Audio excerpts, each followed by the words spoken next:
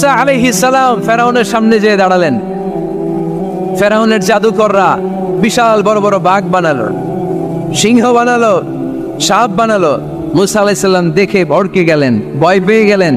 আল্লাহ বললেন, মুসা ভয় নাই, তোমার লাঠিটা খালি ফেলো। কি ফেলো? মুসা আলাইহিস সালামকে একটা লাঠি দিছে কে? লাঠি ফেলার সাথে সাথে মুহূর্তের মধ্যে হাইয়াতান তাসআ, বিশাল এক অজগর সাপ। এই বিশাল অজগর সাপ ফেরাউনের জাদুকরদের বানানো সব বাঘ, ভাল্লুক, সিংহ আর সাপগুলো রেখে বিশাল ফানা ধরে আছে। আর সাপ বলতে শুরু করেছে, আর কি আছে নিয়ে আয়। সুবহানাল্লাহ কইতে পারলেন না? এই দৃশ্য দেখার সাথে সাথে ফেরাউনের রাজপ্রাসাদের সামনে যতগুলো জাদুকর ছিল, কোরআন বলে ফাউলকিয়াস সাহারাতু সাজিদিন।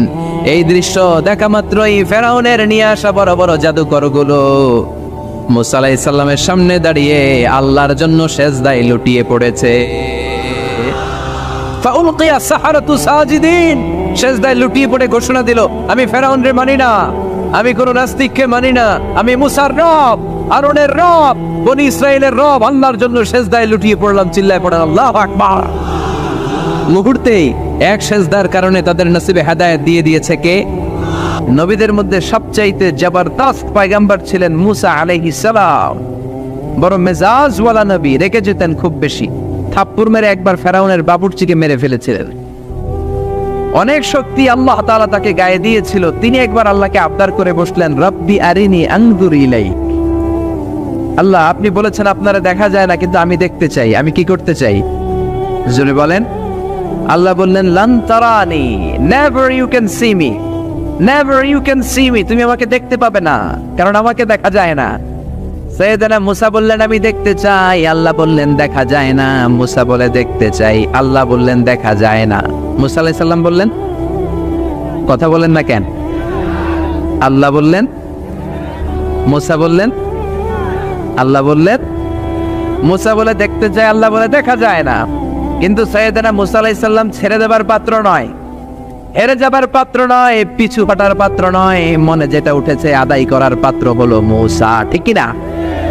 উনি বললেন, রব্বি আরিনি আনজুর ইলাইক। আল্লাহ, আপনি আমারে দেখা দেন, আমি দেখতে চাই। আল্লাহ বললেন, লান তারানি, never you can see me. ওরে মুসা, এই বায়না ধরো না, আমারে তো দেখা যায় না।